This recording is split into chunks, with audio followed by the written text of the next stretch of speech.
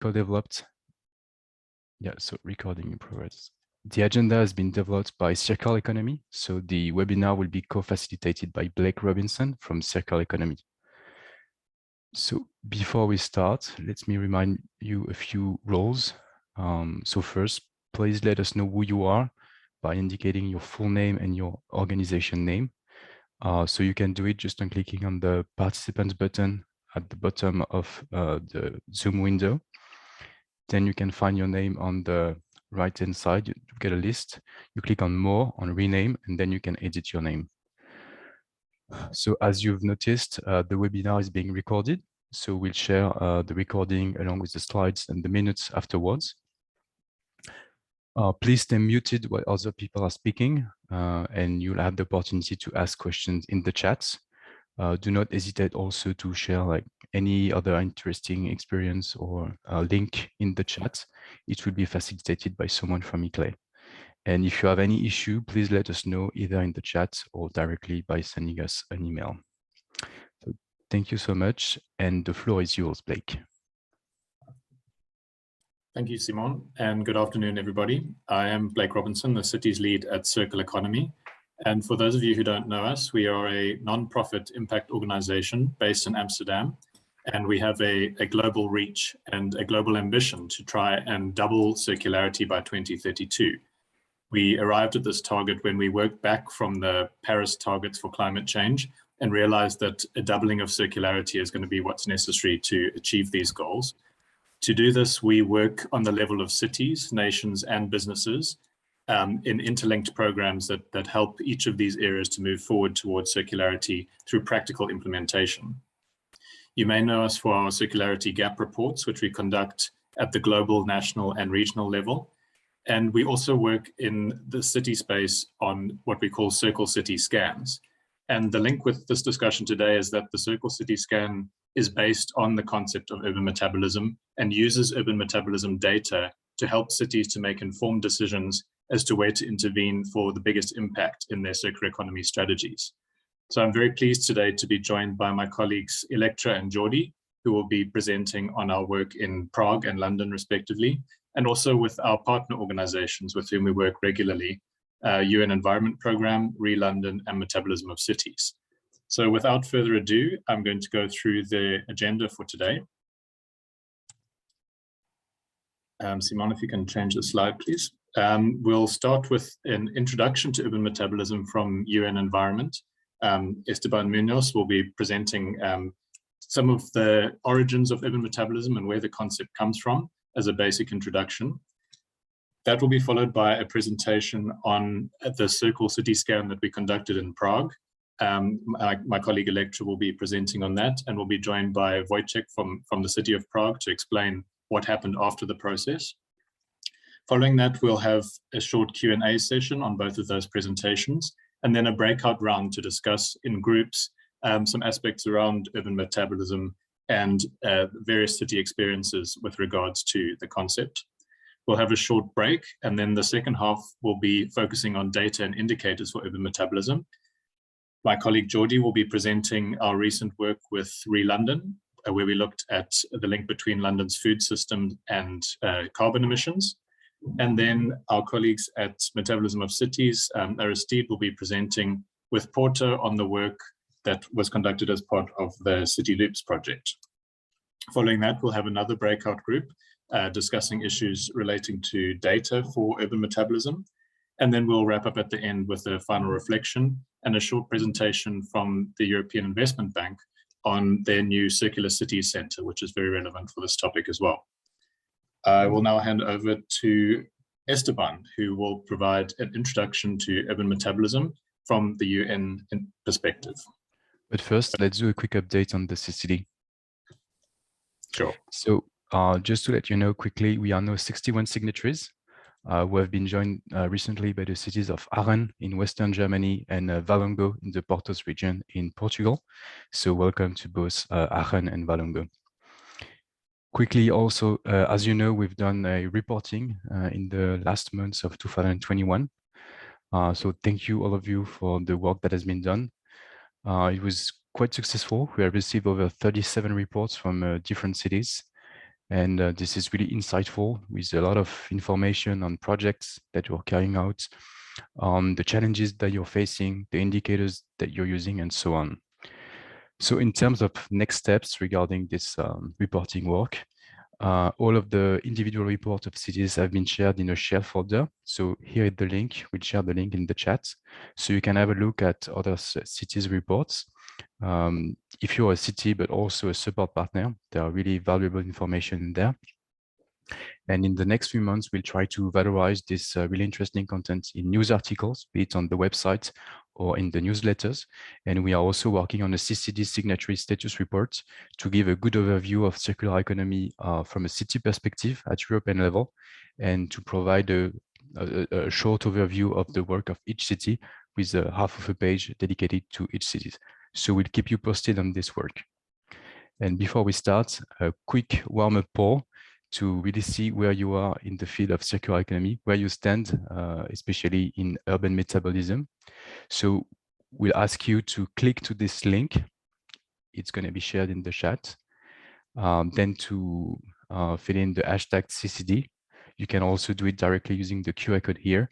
And please answer to one of those questions to see where you stand in terms of urban metabolism. So would you like to share your screen, Caitlin?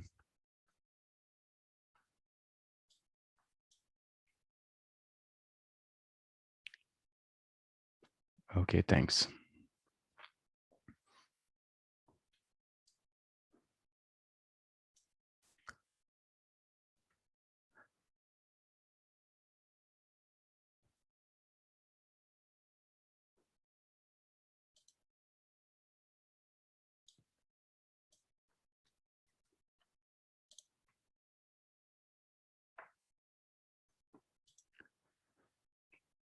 So as we can see, you're quite experienced.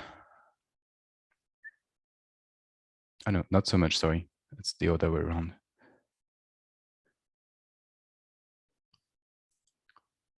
So most of you are aware of the concept that haven't applied it yet.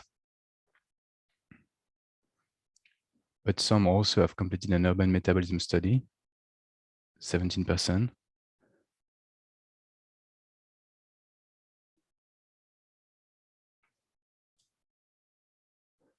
Okay, so the vast majority is aware of the concept, but haven't applied it yet. Some of you, 20%, are not familiar yet with the concept. Well, it's pretty good because you will learn a lot with this webinar. And 13% have completed an urban metabolism study, so interesting, or are currently looking for resources to commission an urban metabolism study.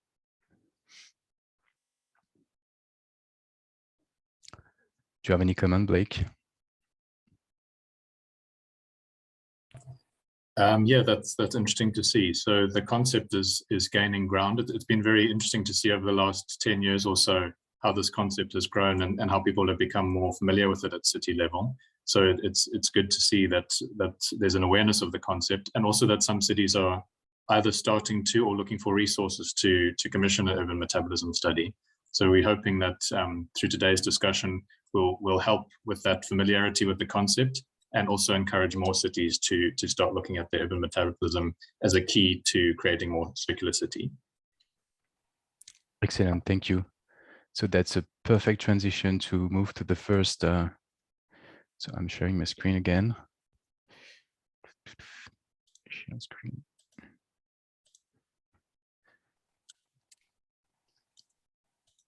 So we can move to the first section. Blake, I'll let you introduce our first speakers. Thanks, Simon. So our first presentation will be by Esteban Munoz from UN Environment Program. And the UN...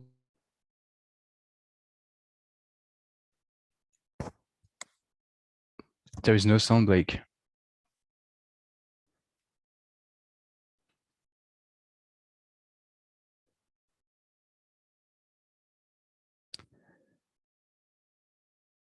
Well, in the meantime, Esteban, are you with us?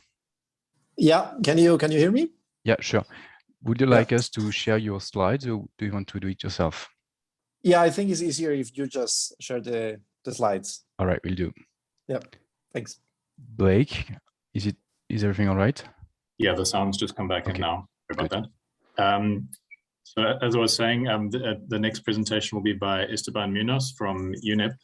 And UNEP has really been leading the cause in urban metabolism over the past decade or so through its work in the cities division, also through the Global Initiative for Resource Efficient Cities, and through the International Resource Panel. So I'm pleased to hand over to Esteban to give us an update on that.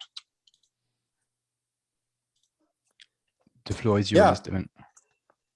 Fantastic, thank you. So I'll try to do my best and try to honor all the work that has been done over the past decades on urban metabolism. As Blake said, we have been working on urban metabolism quite a lot.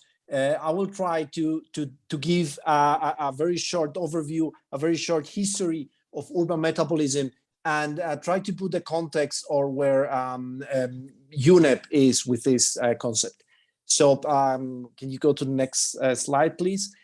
So first, before that, I think everyone has this clear, but still very interesting, is to ask the question, what do we need to change, right? And so we know that the energy-intense urban agglomerations account for 70% of all energy-related carbon emissions, right?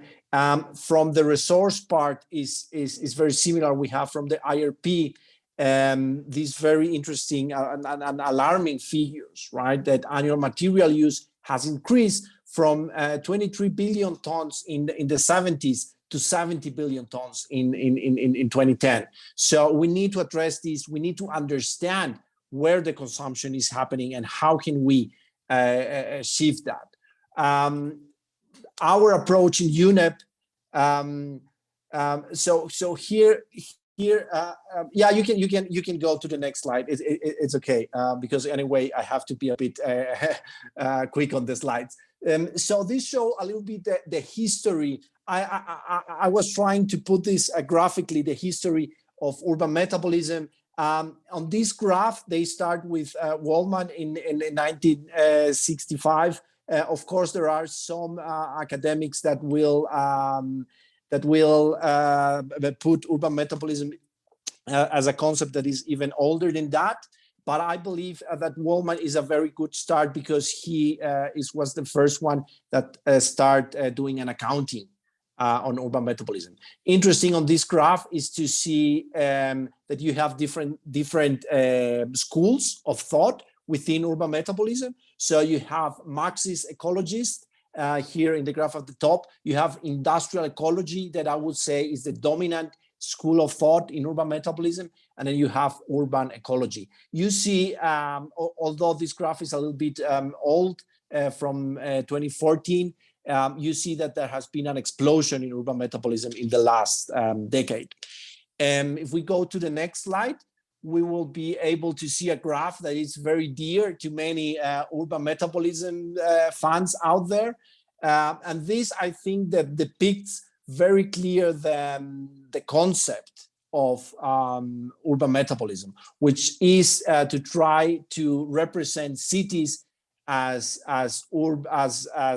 natural systems, right? As living organisms, trying to account for everything that is coming into the city and everything that is going out to the city, and also everything that is staying within the city. This concept, I think this is still what the people that we are working in urban metabolism are trying to achieve. Although this at the time was quite controversial because you can see the complexity of that, right? Can we move to the next slide? So when we're talking about methods on urban metabolism, there is also quite a big spread in methods. The most common methods are accounting based. So that would be the leftmost column A, and the first item on that. So material flow analysis is by far the most common method, but there are all different types of methods on how to enter this. So you have, for example, material stock analysis, substance flow analysis, which is very more specific on specific substances. You have ecological footprint analysis that is coming from a different ideology.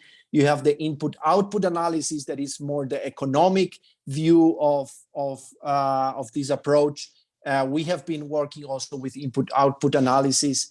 Then you have the process-based analysis, which is the very well-known LCA analysis, and then you have the more the newer method, so to say, which is the simulation-based, where you have system dynamics and agent-based modelings.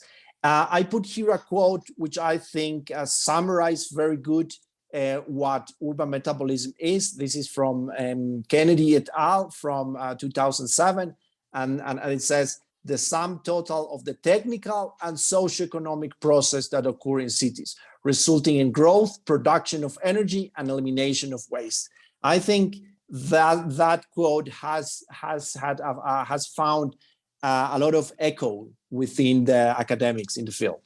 So if we move forward, then going to what UNEP has been doing with urban metabolism, I wanted to highlight these 3 reports that we have produced. The first one, the Weight of Cities report by the IRP. That's the International Resource Panel. For those of you who don't know what the IRP is, that was launched in 2018. Out of this report, out of the Weight of Cities report, we launched 2 regional reports. So trying to contextualize the findings of the Weight of Cities. The first one was launched also in 2018 for the Asian region. So that's the sustainable urban infrastructure transition in the Asian region. And then we recently launched the report, the regional report for Latin America and the Caribbean, with the title El peso de las ciudades en América Latina y el Caribe.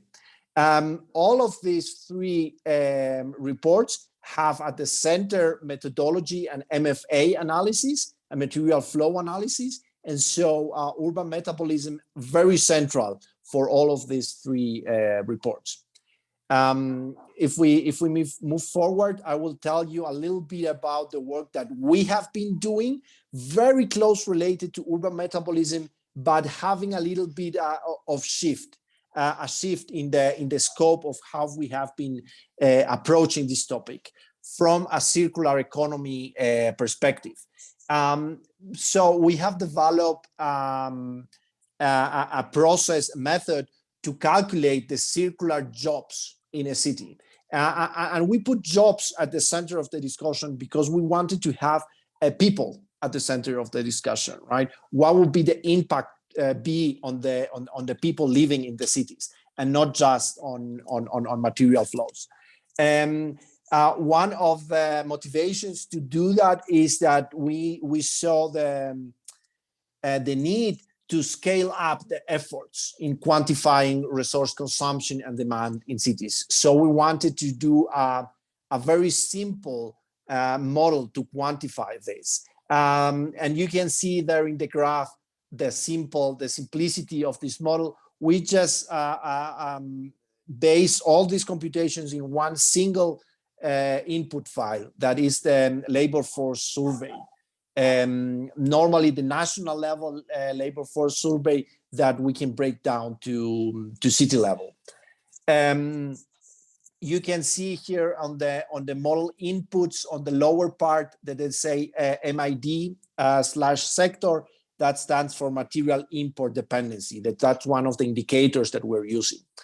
In collaboration with a circular economy, we have developed the circular jobs monitor, and we have collected data for a lot of cities. I believe right now online are 120 cities, but we're going to update that soon. So what the circular jobs monitor does, it classifies jobs as circular or non-circular based on the classification of their economic sectors based on an input-output analysis method. If you can move forward, I will show you very quickly an example of how it looks like for Europe, and specifically I choose a random city, Lisbon.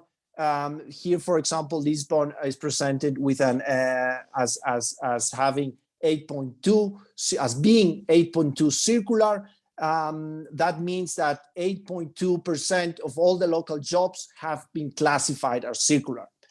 If it is not the city with the highest circularity measure in the region, right? So what we're trying to do here is that cities can look to similar cities in terms of their economic profile. And with that, we want to allow cities to start planning and transition to a circular economy by analyzing plausible scenarios. And this is the next slide that I am highlighting a little bit of that, right? So you can see here, so how cities can start building links with each other. Of course, we are constructing a city typology right now to do this classification of the economic profiles of the city. So because we are using the labor force survey, we can attach a micro level consumption model to the underlying population of each city. So what we want to here to be able for cities to do is to represent consumption and productions, and with that develop transition scenarios. We're working on that. We're hoping that soon we will be able to present these transition scenarios. And of course, the goal of this, the vision of this, is to create a just transition for these cities. And yeah, with that, I'm finished. I thank you all, and I hope I have been made justice to a very interesting and very complex topic. Thank you all. Great. Thank you, Esteban, for that very interesting introduction to the concepts of urban metabolism, and also showing us what the new trends are in terms of trying to look at factors like jobs to assess circularity in the city. Our next presentation is going to focus a bit more on the material flow analysis topic that was raised by Esteban. As he mentioned, it's one of the accounting-based analysis approaches, and it's quite central to how we look at urban metabolism at the city level. So I'm going to hand over now to my colleague Elektra, who's going to present on some work we recently conducted with the city of Prague. And she will be joined by Wojciech from the city, who will explain what's happened since the study to give an idea of how this information can be practically implemented at the city scale. Over to you, Elektra. Thank you, Blake. Can you all hear me? Yeah. Nice to see everyone in the room, and I'm excited to talk about a project that is very dear to my heart. Is the first city I worked with from the beginning till the end, and I'm very proud to have been involved with all different people and seeing the progress of Prague, and nowadays becoming a leader in circularity. So indeed, that in Prague we did one of our standardized methodologies with urban metabolism, what we call the circle city scan, and I will give you an overview of how this goes. Just to say a few words that Blake also shared, we as Work for Circular Economy have been leading the work of circle city scans and now the Thriving Cities projects already for 4 years. We have developed this this tool, this methodology, which is the Circle City Scan, that is helping us to build circular roadmaps and take cities on a journey from understanding the beginning of what circular economy is to really designing circular economy strategies and pilot projects on the ground.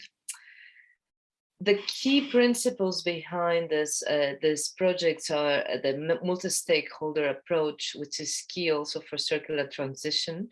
We bring people in from the local government, from institutes, from businesses all together to collaborate and understand the big picture of the city, and build together relationships in order to deliver circular economy strategies and projects.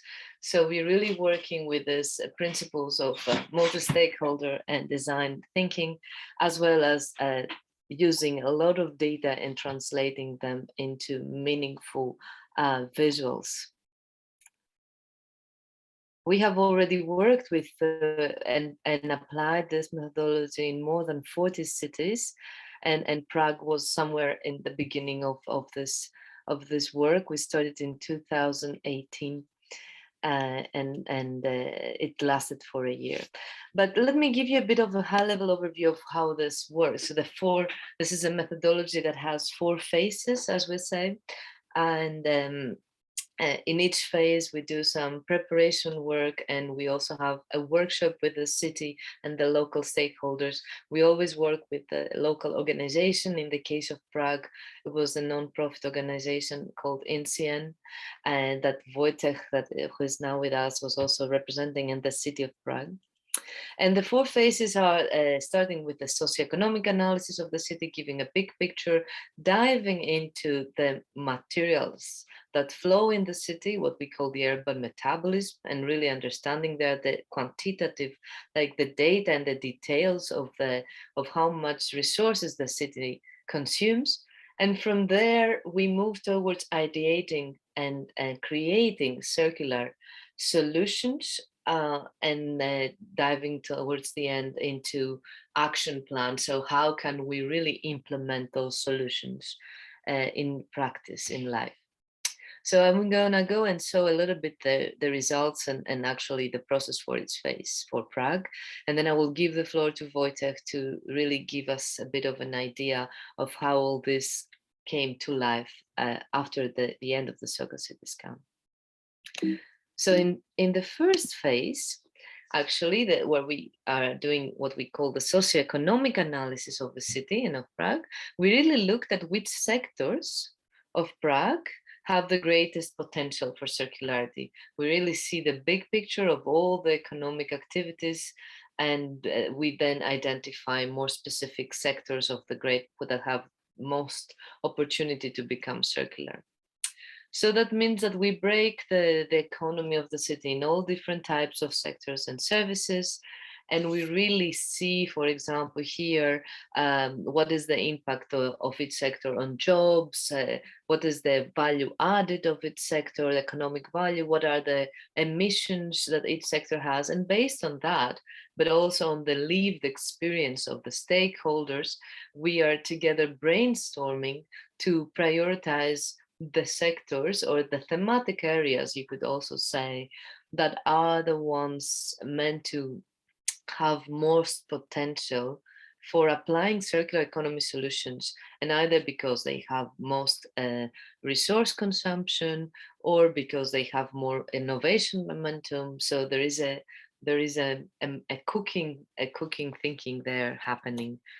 So for Prague, the priority themes or sectors were the construction sector, because of the resource impact that it had for the materials, one of the biggest impacts from resource point of view, the households, and the big volumes of waste of households that we saw in the city, and the utility sectors here, including energy, water, utilities, wastewater, and really targeting the waste sector here, looking at how waste is processed and managed in the city and how we can improve that. With these 3 priority sectors in place, we moved into the second phase, where we really did a deep dive into the material flows. And here is also where we really look into the metabolism of the city and understanding where we have losses and opportunities. So at Circular Economy, we use big amounts of data, both like national, European data that we downscale to city level, but we also work with a lot of bottom-up data. So really taking data from the city as much as possible to create this kind of visuals that show actually how many resources go in. Here you see the construction sector, you see residential, non-residential, and infrastructure projects built per year. And you see the amount of resources coming in on the left, the amount of resources coming out of the sector, and how they are being processed, the different ways of processing waste in the specific sector. And with these visuals, we actually present them and share them with the stakeholders and enable them to understand where we see the biggest losses of materials, where we see inefficient use, and where we see opportunities for create a circular loop. Where can we bring materials back in the loop, where we can recycle, when we can reuse, when we can change the way we construct to other type of bio-based materials or regenerative materials.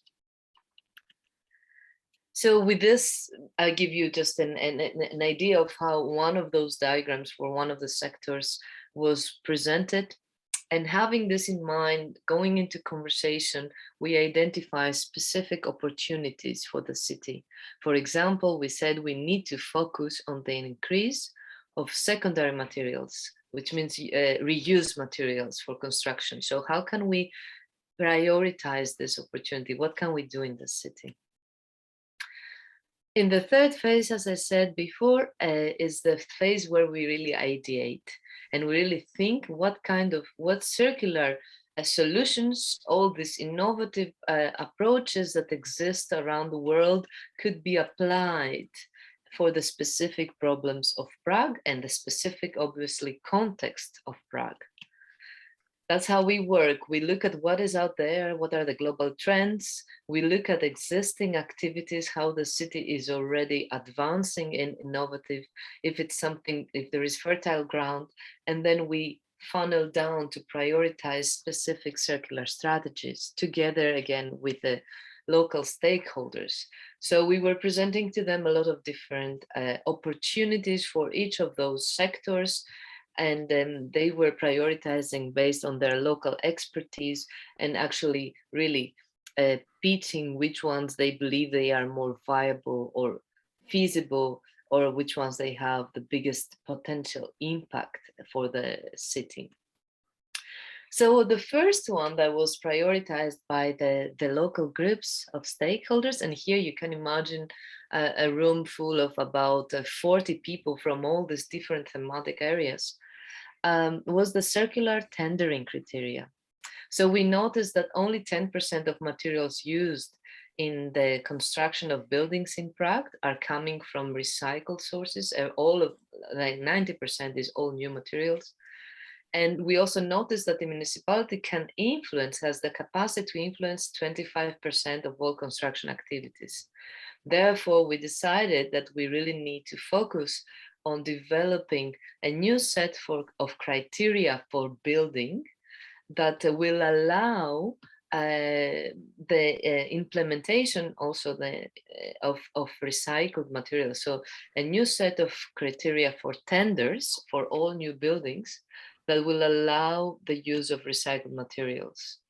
And we also noticed all benefits of boosting local innovation, the reduced of CO2 emissions, and that was all measured. Excuse me, Electra, we are running up late. If you could leave some time for Wojtek also. Yes, thanks. I'm almost excellent. So this is the second one. It's the circular reuse hubs. So we noticed on the amount of consumer goods wasted in Prague and the amount of municipal waste that is not being separately collected. So we put effort on creating a hub where products can be refurbished and repaired and resold. And Wojtek will talk more about how this was implemented in practice. And last, on the utility sector, a lot of focus was put into the amount of bio-waste that comes from households, and that's currently is only incinerated. But we decided that there is a great opportunity for taking the energy and putting it into creating a bio-waste incinerator to create fuel, and actually fleet and cover all the fleet of the entire waste collection cars. So that is the last strategy, which they all started becoming business models and pilot projects that were designed to the level that could be implemented with the relevant teams. And let me give the floor to Wojtek that can talk a little bit of where we are now and where these pilot projects have moved towards, and what we have seen in the city after that. Wojtek? Thanks, Electra, for the great introduction. It's hard to think of what else I can add, but of course there is something to add because a lot has happened ever since we finished with the scan. And again, thanks for that amazing collaboration. Electra, just for technical reasons, will you be able to switch the slides? Okay. Well then, next, and welcome to my kitchen, by the way. So what has happened in Prague ever since? Well, first and foremost, I think for cities our size, it's really, really important to have big, ambitious goals. And we have one. We want to be carbon neutral by 2050. And we know that circular economy is one of the key ingredients to reach it. This is also where my job comes from. I'm the chairman of a circular economy steering committee, which helps to implement our climate pledge from a circular economy perspective. Next. So I'm really happy to announce that as of yesterday, we have an approved circular economy strategy 2030 by our city council. It needs to be approved by the city assembly next week. So it's going to be in English. I'm going to be really happy to share it with you, but we're focusing, thanks to the scan, we know what to focus on. We're focusing on really measurable, actionable targets and budgeting for food, construction, consumer goods, but also procurement, water, with key indicators such as carbon footprint reduction, material savings, and economic added value. Next.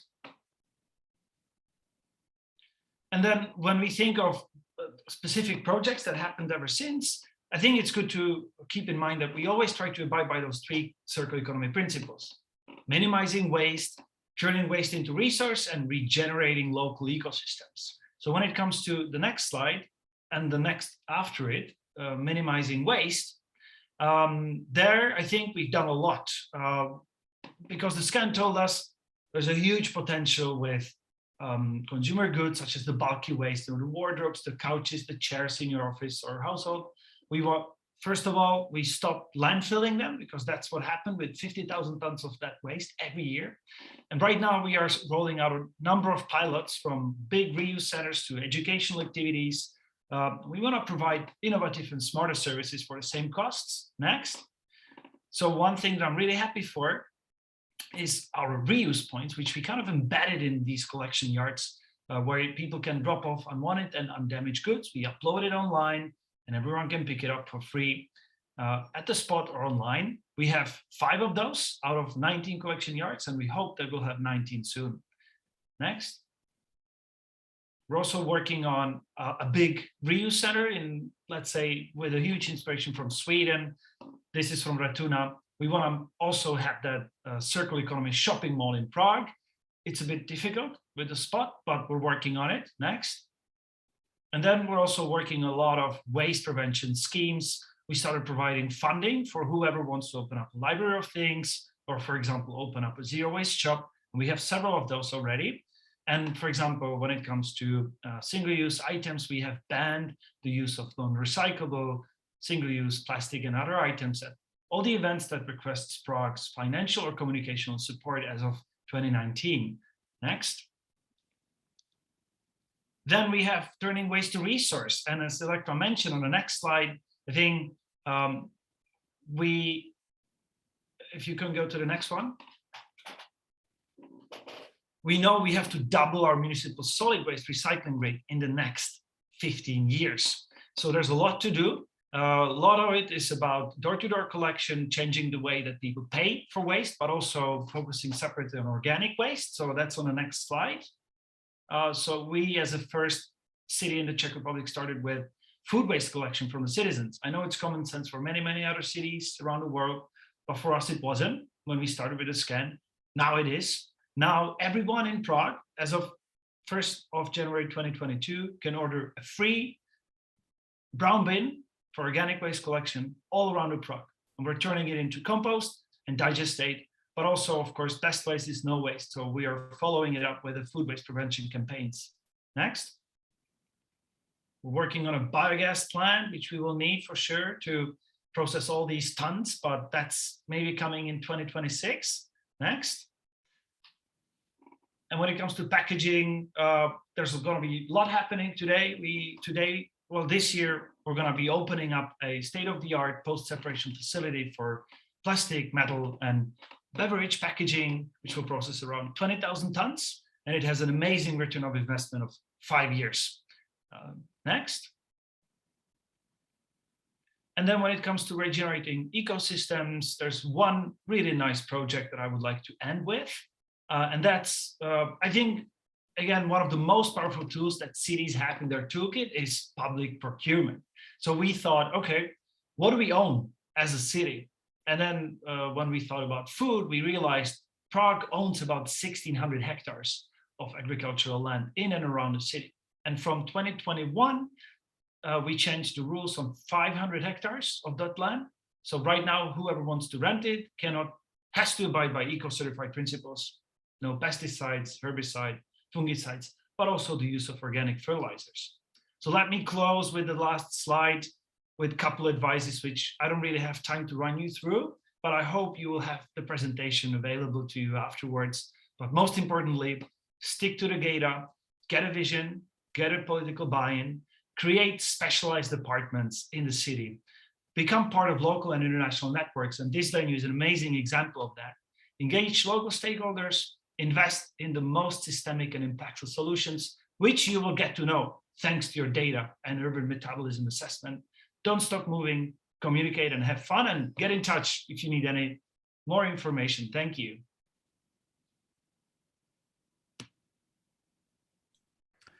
Thanks to all the three of you for those really interesting presentations.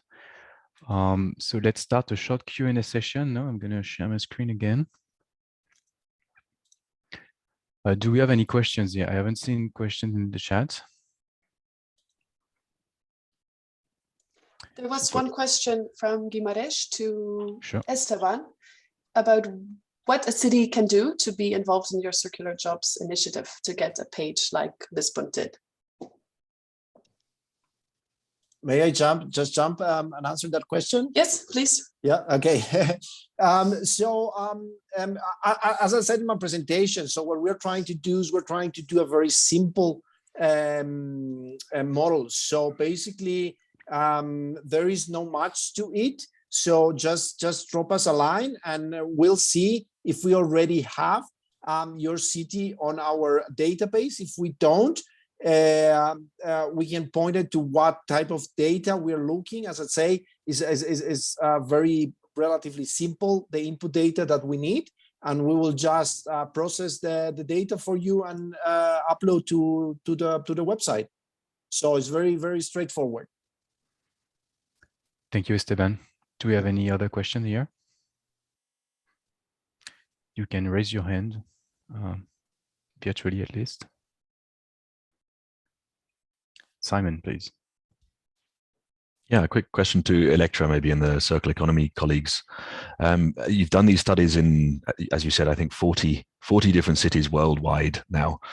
I wondered if you could talk about the differences which you see in the cities. I mean, some of the results there, which we saw from Prague, for example, you might have thought these were fairly self-evident at the beginning, that that's obviously an area which you should focus on. But I know that's not as straightforward as that. So I wonder if you could talk us through some of the variations you've seen in the different cities which you've studied. Yeah, thanks for this. There are differences and more similarities than you would think. But obviously the standard is the differences that have to do with culture and history and priority sectors. Although some of the sectors that that we see common are the construction sector, because the amount of resources that it usually takes, that's something that many cities would prioritize.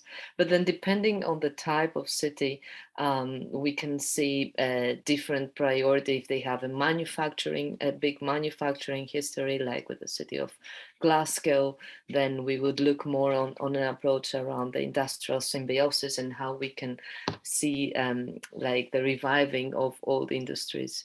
Other cities that are more focusing on hospitality or on service-based sectors, then we see other types of innovation, whether we're going to do more of another difference would be if we were going to do more of a business-focused approach. So the city has already an active business community, and they want engage with them and enable them. So it's going to be more of a business-driven scan, or other cities wants to go through a policy. So then we're going to be focusing and working more internally with city and official city staff, helping them to develop circular policies or indicators. So that would be another approach and another variation. Other differences have to do with the starting point, where in their journey they are already. For example, some cities might already have identified, or they might have already active projects on the ground, and maybe they are not even called yet circular, but they are in a way. So the challenge there would be how to package them under one thorough strategy that has the potential to create macro impact and just really accelerate the different initiatives. Other cities might be very, very early in the beginning and have a reluctance to believe that circular economy is something that can happen and in their context, and they think this is something more for Scandinavian countries. So there is another type of work that needs to happen in terms of bringing together the key stakeholders to really understand what is already there and how they can collaborate. So yeah, that would be just some glimpses of overview that come to my mind for now. Thank you, Electra. So we'll take one last question because we are running up a bit late. Christoph, please. Yes, good afternoon, and thank you for this very interesting presentation. I have a question to Electra on Wojtek. You have focused your process mainly toward the main stakeholders, the companies, public and private companies, and so on. What about the citizen in the process of designing the circular economy strategy and in the implementation? How do you associate the citizens so that they can change their mind and they should change the behavior toward a circular economy?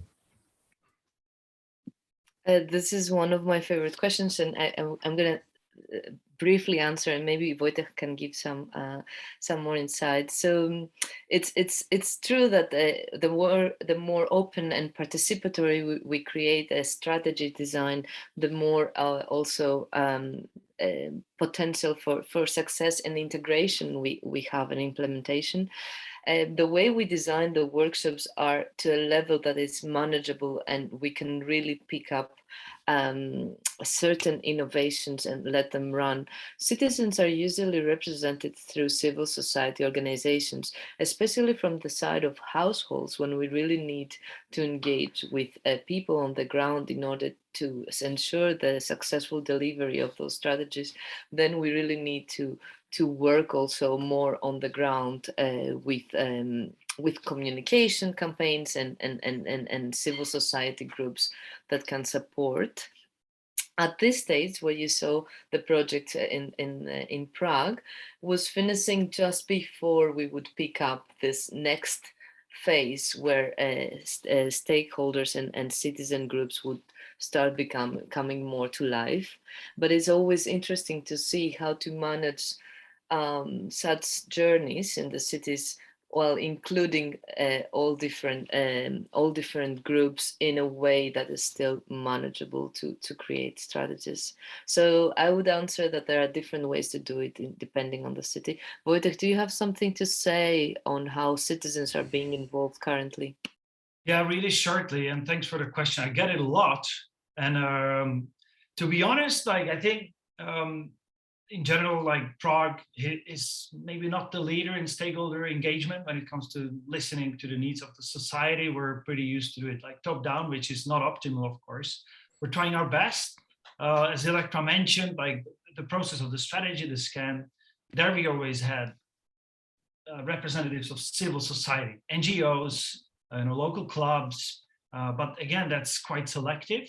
Now, the more that we are moving to the implementation phase of those projects, we're seeing that that communication of that change needs to be tip-top.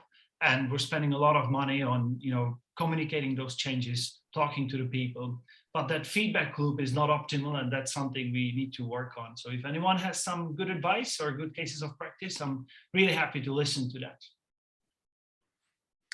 Excellent. Thank you for those interesting answers. So we'll now move to the first breakout session. So the idea would be to discuss about urban metabolism and how it could be implemented in our cities. So you will be randomly assigned in 3 of the 3 breakout rooms. Each room will be facilitated by someone from eClay with the support of someone from circular economy. And here is a list of questions that will guide the discussion. So we are a bit late. So we'll spend 10 minutes to discuss in each of the breakout rooms.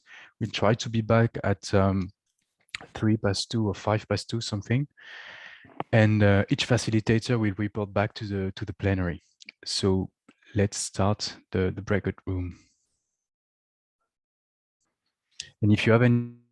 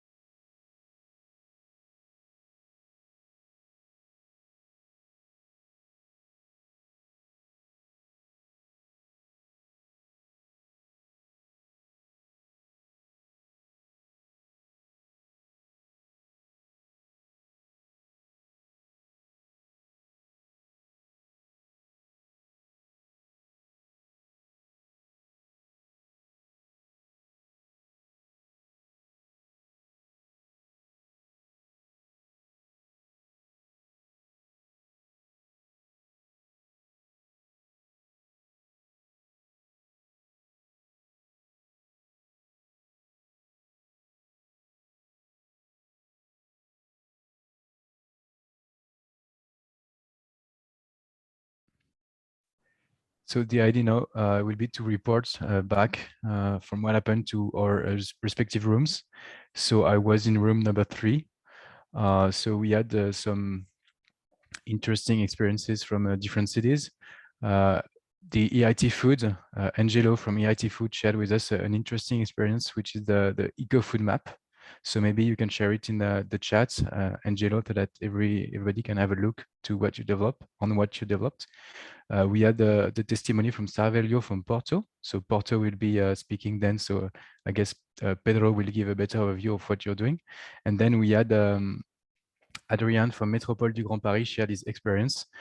And also one of the challenge that is facing is around the methodology, how to take into account the different flows, incoming and ongoing, including stocks, and also how to take into account more individual flows and to adopt a more bottom-up approach, let's say.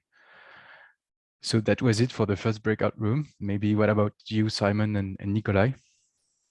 Yeah, maybe I can go next from breakout room 2. We had some really interesting inputs from several cities here. So we had Lille talking about a study which was carried out there, and Christophe has put that in the chat as well. It's in French, but I imagine that many of you will be able to read that. Also from Valladolid, about some work that they have done. And well, both Prague and Aristide also shared more general experiences as well. And a lot of our discussion was around, of course, the fact that this is not an exact science. What we're looking at here is as much the process as the actual detailed results of this metabolic study, that in many ways this was about collecting the right people in the right room to discuss and giving an excuse for that discussion, if you wish. And that this is the main value of doing the work was providing the more general insights into areas where there is potential to work.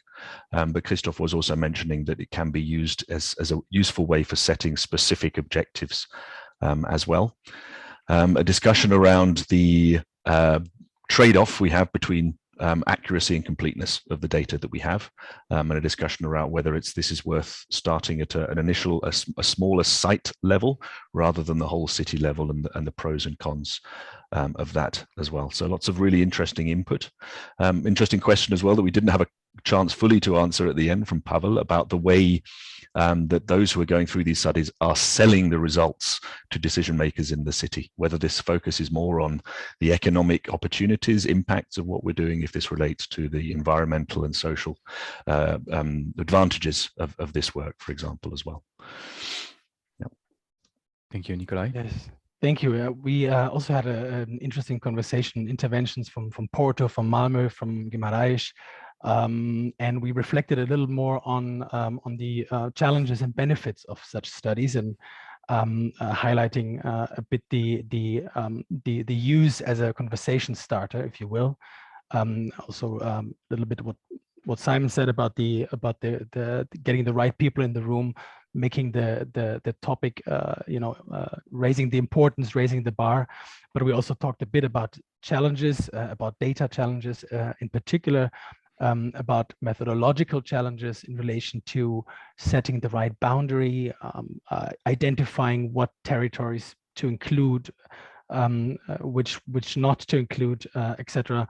And also a question a little bit along the same lines we didn't fully answer, which I also deem quite important, is the actual application of such studies for policy formulation, and how these studies can actually systematically be used and sold, if you will, to other departments to actually inform policy.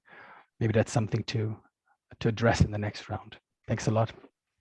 So thanks to all of you for the first breakout sessions. So we do now a really short break. It was supposed to be a 10-minute break, but we are a bit behind schedule. So please, we'll try to get back at 2:15. Is it possible for you?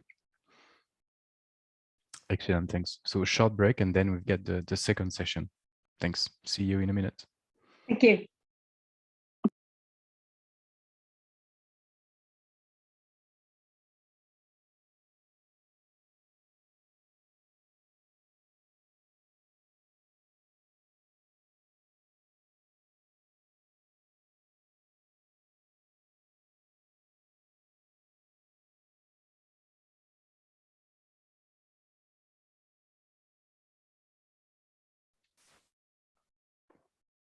Welcome back, everybody. So our next session looks at the link between urban metabolism and emissions, as we're realizing the emissions contribution of a circular economy is really quite significant, and it can help to be able to quantify the connection between the two concepts. The recent project we've done with Re-London in the last year looks at this specific connection in the food system. So I will now hand over to my colleague Jordi and Sarah from Re-London to explain a little bit more about what we've done there. Over to you, Jordi. Thank you, Blake. I will share my screen. Wait a second. Oops. And Sarah will start first. There we go. You'll see my screen? Yes. Yes. Yes. Yes. Over to you, Sarah.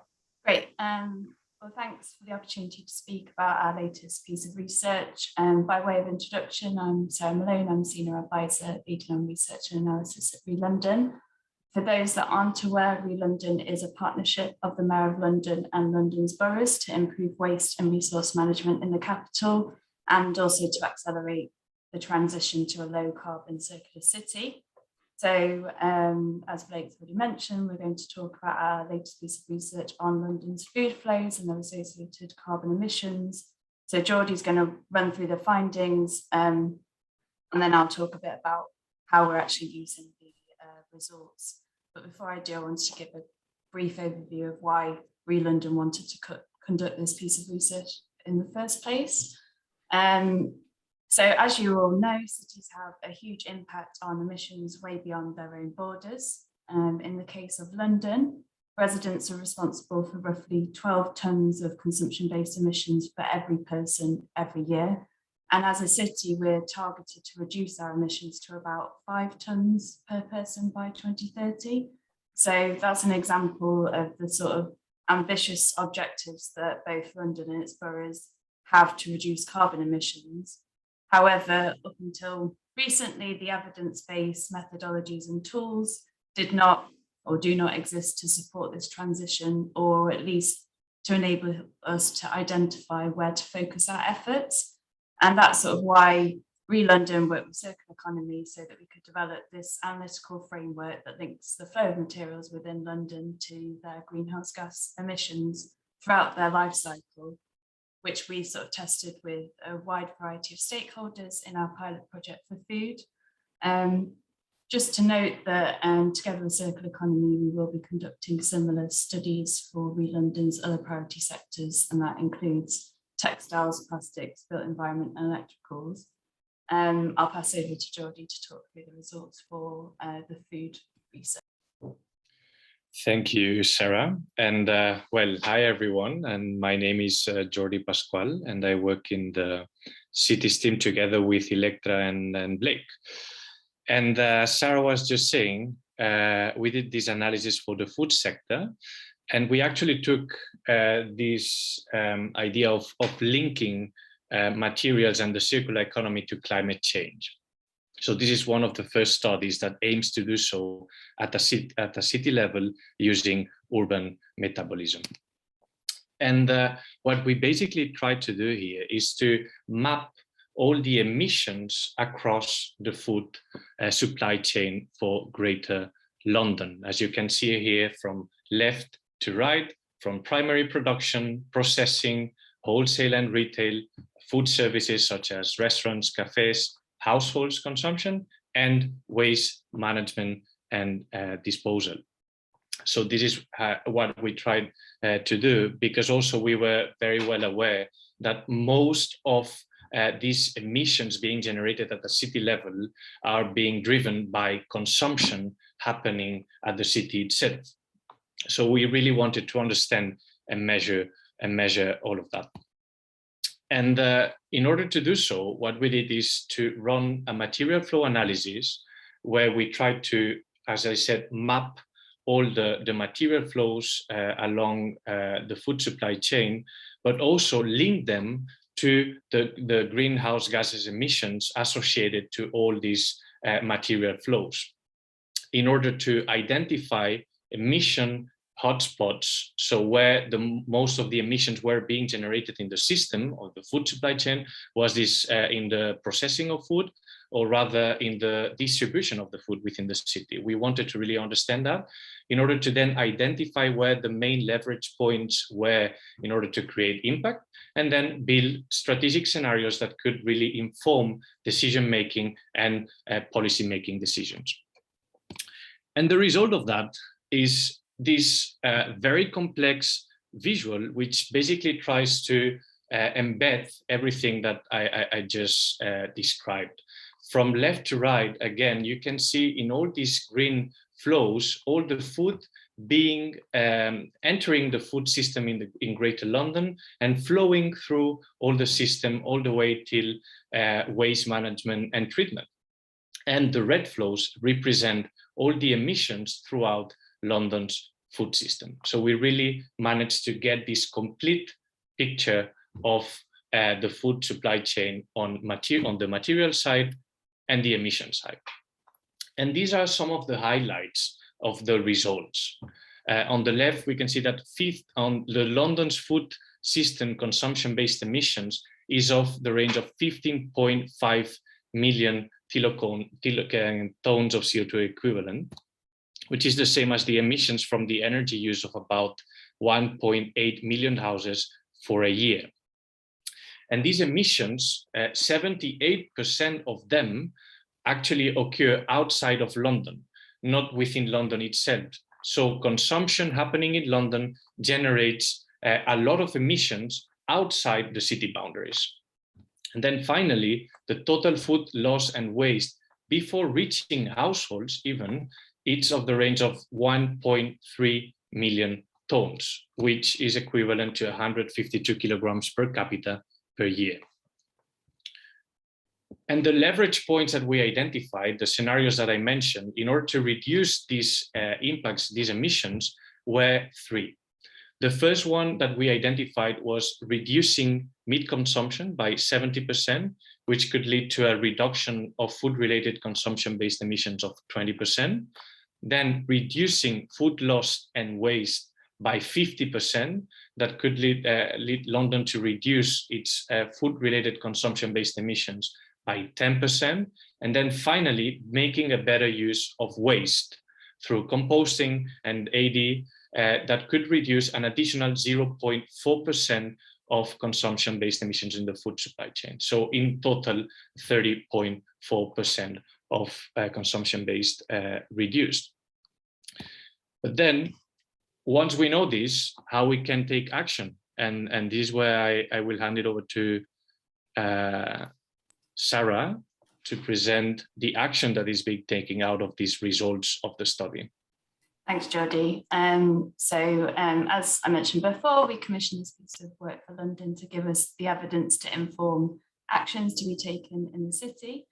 And since our publication in November, the research is already informing programs such as the Food Flagship Initiative, which is a 3-year partnership between ReLondon, the Greater London Authority, and the Ellen MacArthur Foundation, which essentially designs high-impact, data-driven policy interventions to reduce food-related consumption-based emissions. And essentially, this initiative is our vehicle to deliver various activities to accelerate our transition to a low-carbon circular city. In addition, the research is also informing a program called the One World Living Programme, which is delivering an action plan for London's boroughs to reduce food-related consumption-based emissions. Next slide, please. So what activities do we have planned? Well, in response to our research, the Mayor of London and its boroughs have committed to a variety of ambitious measures to reduce food emissions. The first being the development of an action plan, which will look at key interventions that will target those emission hotspots that we've identified in our report. The action plan will work alongside the One World Living Programme action plan that I've just mentioned, and that they're both sort of currently being drafted and will include measures such as circular procurement. So the team are currently looking at structure and resourcing and how we can take various actions forward. Secondly, the Mayor of London also announced that he will convene a food supply chain roundtable with representatives of the food sectors that have been identified in our research as having the largest impact in terms of reducing emissions and food waste from the supply chain. And finally, the Mayor will lead by example and use the purchasing power of the Greater London Authority and the wider GLA group to measure and reduce the consumption-based emissions of supply chains. So working with suppliers, including catering contractors, to achieve this. While the London boroughs will also lead by example in reducing the environmental impact of the food served by council services. Next slide, please. So that's everything from us. If you're interested to learn more about our report or to see London's response to the findings and the plans that we have, you can find the report and supporting statement on our website. I've included a link in the slide, but can also include it in the chat shortly. I also wanted to note that ReLondon has recently launched a training academy which helps local authorities leverage the economic, social and environmental benefits of a circular economy to deliver on local priorities, including a module on circular procurement. So if this sounds like something that you're interested in learning more about, or maybe your city wants to do a similar thing, I can put you in touch with my colleague who's leading on this. But otherwise, happy to answer any questions that you might have, or also happy to take questions over email to discuss. Thank you. Great. Thank you, Jordi and Sarah, for that very interesting presentation, connecting urban metabolism with the climate change targets. I think what some of the groups mentioned, there's different lenses through which you can look at this urban metabolism challenge, and climate is certainly a very relevant one that is now able to be quantified, although the methodology is quite new.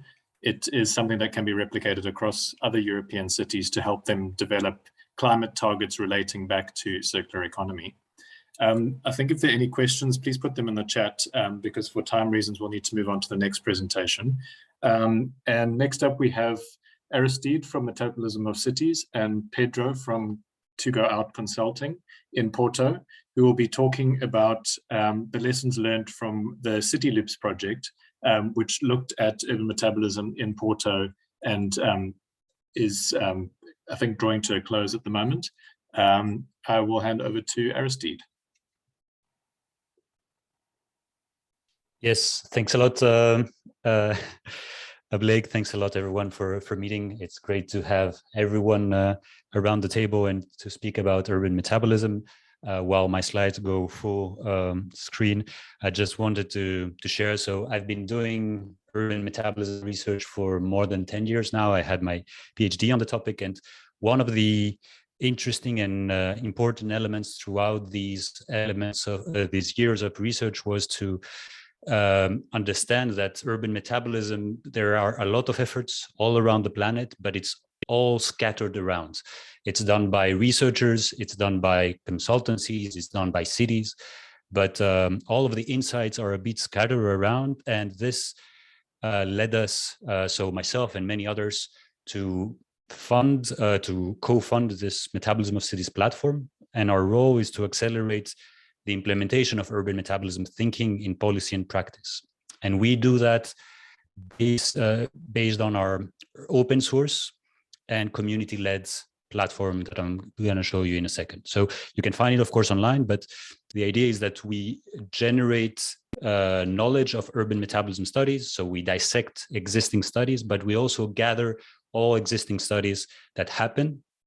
And finally, I'll go back to that after a while, but we discovered that there is many issues in urban metabolism, and this is mainly built on capacity building and also the lack of online tools. So in Metabolism of Cities, what we really try to do is to build an interface between academia on the top, so many of us are academics, then also policy or urban administrations, and on the other side, the entrepreneurs, the civil associations, the people on the ground that actually transform the city. And this interface, we have it we develop it through our website.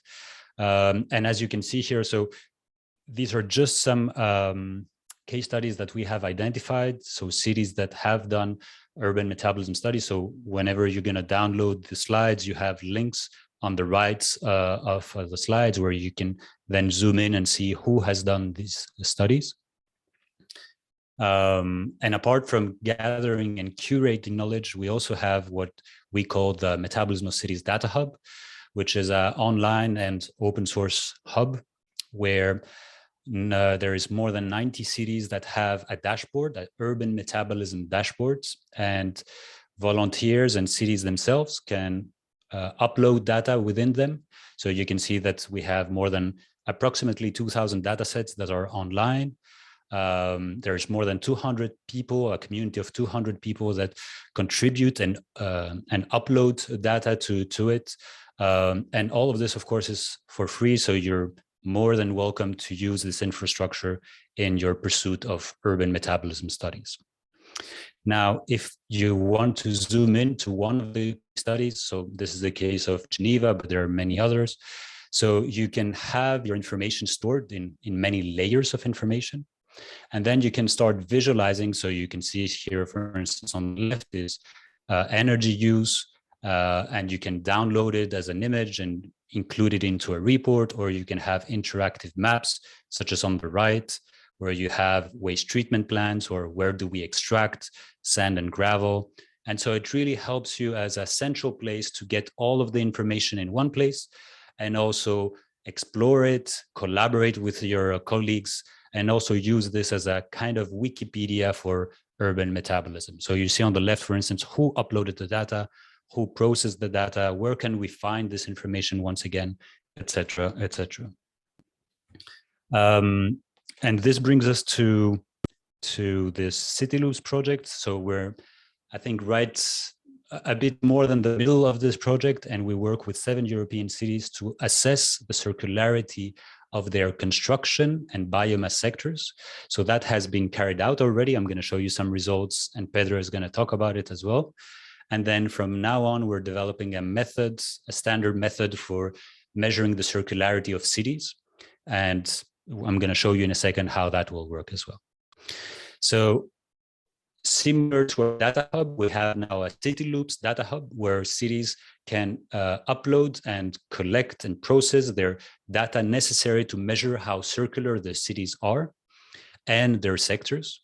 And we have developed online courses to do that. We have a method, we have instruction sheets. So there is like step-by-step approach of how any city can do it on their own. And there is an emphasis on their own because we want to build capacity for cities and that they're enabled to start this journey on their own.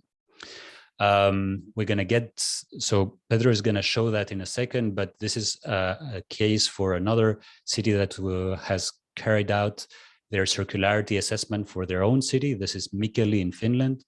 You see here, for instance, some of the bio waste materials collected in Mikkeli, or you see some of the waste collection or the land extraction sites within the city. And the result of this circularity assessment element is to generate on their own their circularity assessment reports. So you can, I'm going to go in a second on this link and you can see it. It's an interactive one. And it generates your Sankey diagram on the right. It generates some indicators and stuff like that. Before I go to this, let me share you last 2 kind of tools we have developed. This is another tool that we have developed for cities that they can accelerate circular economy in their cities, which is this platform U, which is a matchmaking platform, not only for materials, but also for underused spaces, for underused equipments, and for underused staff. And so this is the case for Brussels. We did this case with all of the companies that brew beer in Brussels. You know that there are many of them, and many of them have the similar type of waste and also use the similar type of resources. So we started linking them through this platform. Once again, this platform is for free. You can use it to start doing matchmaking within your own city and get better knowledge. And finally, we also have a podcast on circular economy and urban metabolism. Perhaps it's the only podcast on urban metabolism. So if you're really interested, we have more than 40 episodes with thinkers, with cities that have started their urban metabolism journey, with researchers. So if you want to learn more about urban metabolism, I invite you to go there. Now, just before I hand in the floor to Pedro, I just want to show you how this works, this website, and let me just share the online report from Porto. And I'm not going too much in details because Pedro is going to show it. So I assume that you now see another website. Yes, correct. Okay, good. So thanks to the work of Pedro and their colleagues, this is what they managed to do. They have their own report with the circularity assessment of Porto, and they have collected all of these graphs on their own, and they're automatically generated afterwards. And you have, for instance, where the main actors. We've discussed how actors are important in the quest of circular economy, how much waste is collected, etc., etc. You have your indicators, your circularity indicators that are generated through the report. And then finally, this Sankey diagram, which is perhaps the main tool for measuring flows or for visualizing flows and looking how circular cities are. And you see how tiny the circularity flow is in most of the cities. So I'm going to end it there. What we really hope that you're going to take out of this presentation is that please don't spend your money into reinventing the wheel, building new tools from scratch and all of this. Please use what exists there. We try as much as possible to reduce the costs by making everything free and by building capacity. And we hope that this is going to be useful. So Pedro, I'll stop sharing. And please, if you can show how you did the data collection process in Porto. Hello to all of you. Let me share my screen. Please, sorry. Just 1 minute. Just to solve. So you've got 5 minutes, Pedro. Okay, don't worry about it. Good. Can you see my screen? Yes. Right now? Okay. So I will explain on a very quick way the work that it was done using this sector-wide circularity assessment. As Aristide already mentioned, we use this platform as the basis to upload all the data that we have collected and processed. During the process, I need to inform you that during several weeks we had some sessions of the 2 different courses to support the work that was done by us to go out consulting with the colleagues of the municipality of Porto, of the environmental municipal company Porto Ambiente and Lipor, which is the regional waste treatment company. The first task, it was a very hard task to try to understand which kind of data we will need to perform this analysis. After identifying the type of data, we start collecting, analyzing statistical series, reports, some local studies, and very different kind of information to try to find if we can get the proper appropriated data to be processed using the methodologies explained by Metabolism of Cities team. And then we performed the analysis, creating the several tables, graphics, and the Sankey diagram. And in the final, we proceed with the preparation of the report, including the recommendations to the next steps and how this kind of data should be used to plan and implement new projects to improve the circularity in the BOS sector. As you can see, some of the data already shown by Aristide. The first step, it was to try to understand the big biomass sector. As London also mentioned, most of the activities related to the food sector occurs outside the city boundaries. This is one issue, so which means that most of the biomass materials is going to be imported to the city. We try to estimate the economic numbers of the biomass sector. We map the main actors and the main circular projects ongoing in the city. We already collect some data about local composting treatment and some circular initiatives. And in the final, after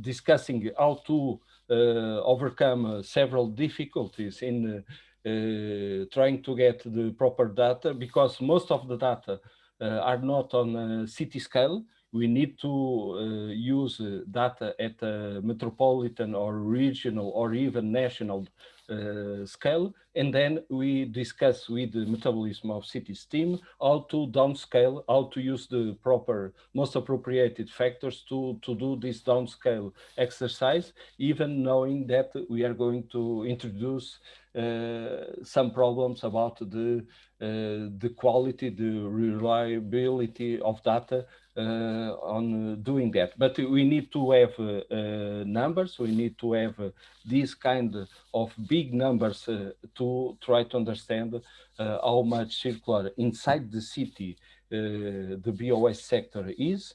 And this is one of the most critical issues that we needed to address is the quality of data and the quantity of data that we need to perform this kind of studies. Even there is the case that some of the data, there we identify some missing data. Right now, we know that we need to improve the data to perform some periodic update of this analysis. And we are discussing with the municipality of Porto, with this team, we are discussing how we can use this kind of tools to measure on a regular basis the improvement in the circularity in the city. I need to add also that in the city of Porto, there exist several strategies related to circular economy, to the food sector, and also to the food, to the overall city.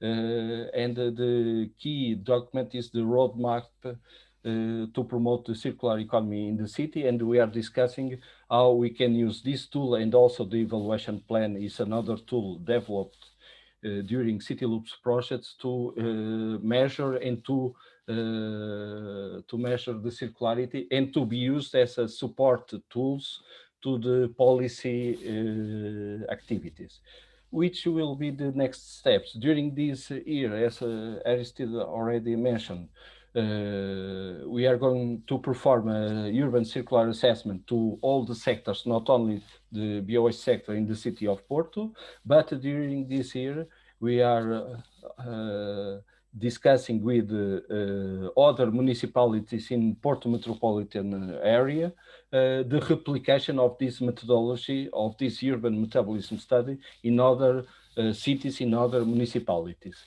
And during the next year, we are going to replicate the urban circular assessment after applying it to the city of Porto, to these other municipalities and to the Porto metropolitan area as a way of replicating this tool in the Porto region. That's all. I hope I comply with the time, and we are available to discuss with you some other issues related with this very interesting work. Thank you for sharing your interesting experience within City Loops, Pedro. Do we have questions on either Porto's experience or London's experience on the links between climate and urban metabolism on the one hand, and on the topic of data and indicators on the other?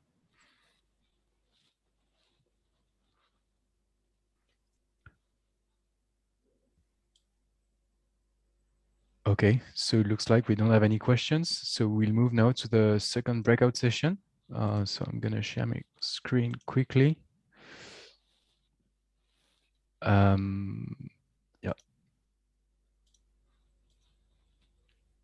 So the idea will be once again assignated to 3 breakout session rooms, and the idea will be to discuss the topic of data, and for you to share your experience in collecting data, whether it is related to urban metabolism or to other type of studies.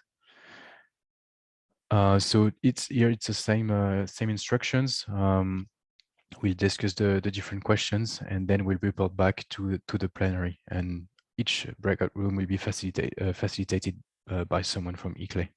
So I think we can start.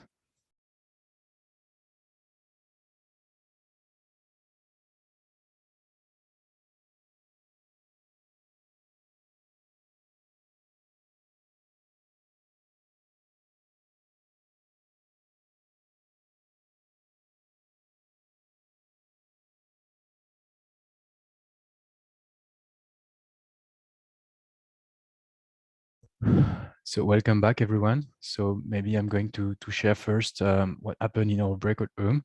So we had some further testimonies from Porto, and the people from Porto outlined how difficult it was to get data at local level and not regional or national level.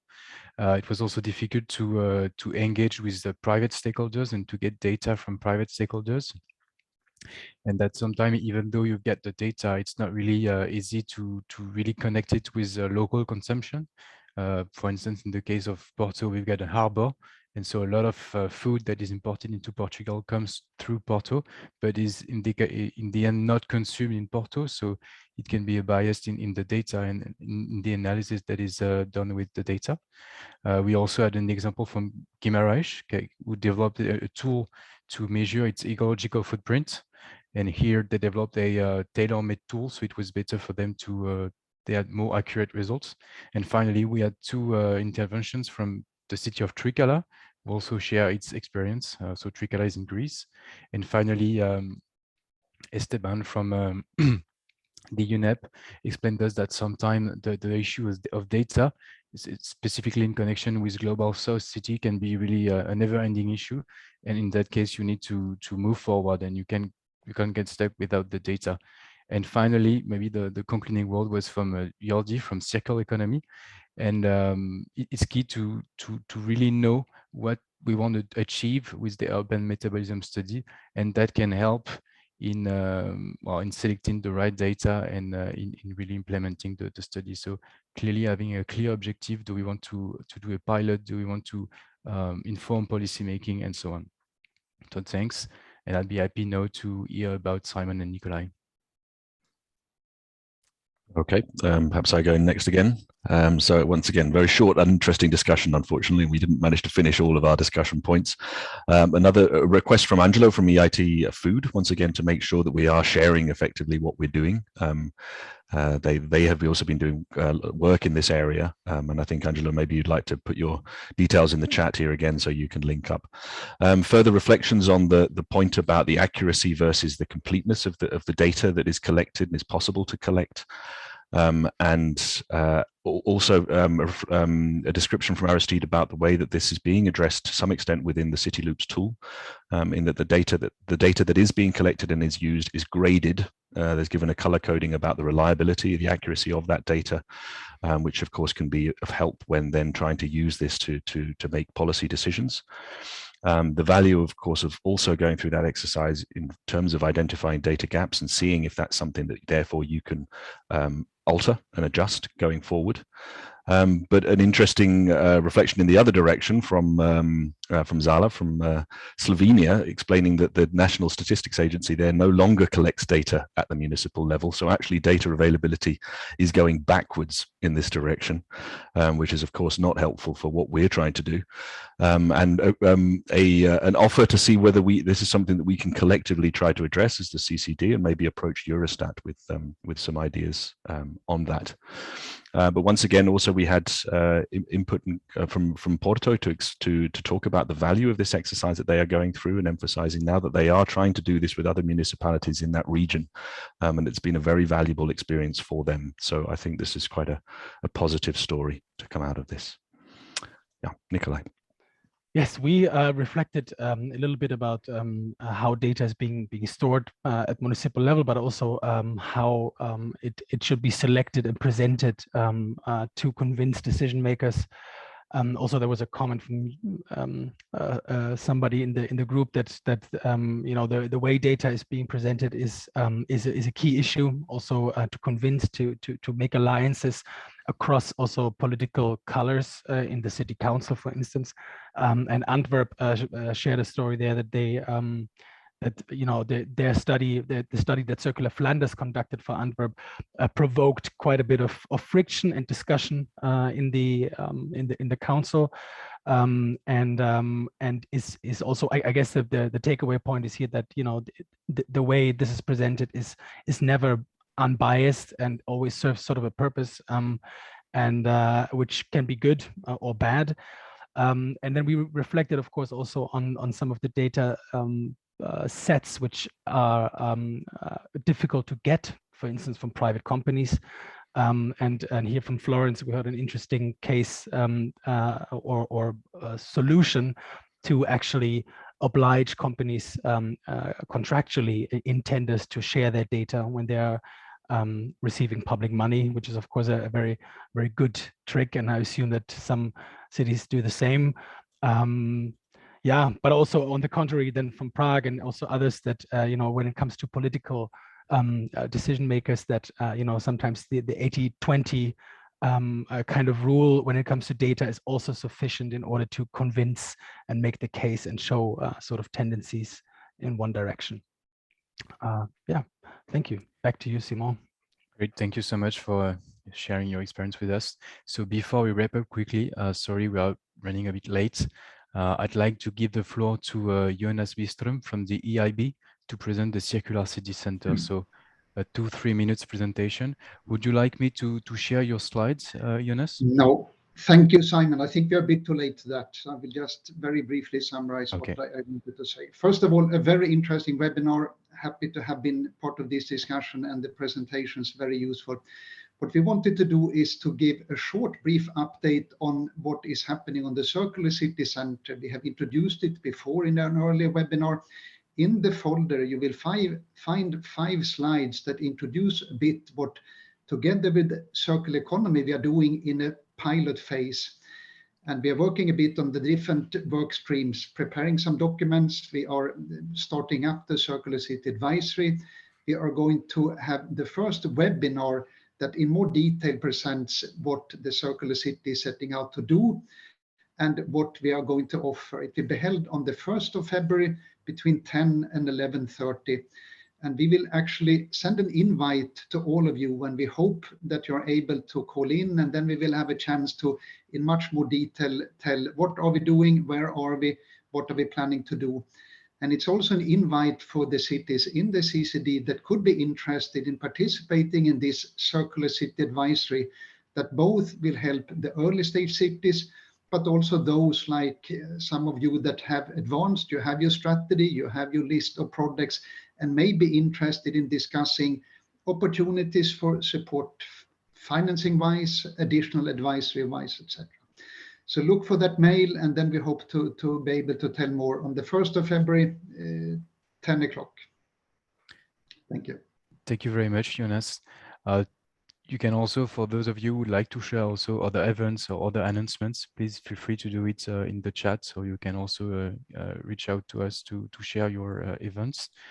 And as for us, as I told you, we'll be organizing the next webinar in somewhere in the spring. We'll keep you informed. We'll send you an email pretty soon to know about the potential for future topics. So we'll let you vote to find a topics that would be interested and useful for you. And you'll receive somewhere in March also the next CCD newsletter. So here again, if you've got some content to share, feel free to reach out to us and to share this content to us. And so that was it for today. Thank you very much for your attendance. I hope that it was useful for you and that now you'll be carrying out urban metabolism studies.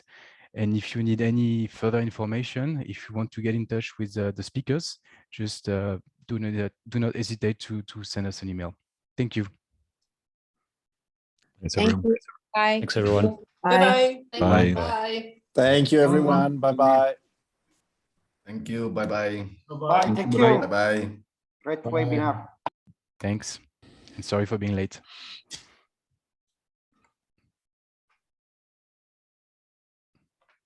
Happy New Year, Rudy. Happy New Year. I'm still in it. You there? Caitlin? Hello. I don't see you, but I recognize your voice, Caitlin. That's great. That means we collaborated very well in 2021. You've been hidden. Yeah? Well,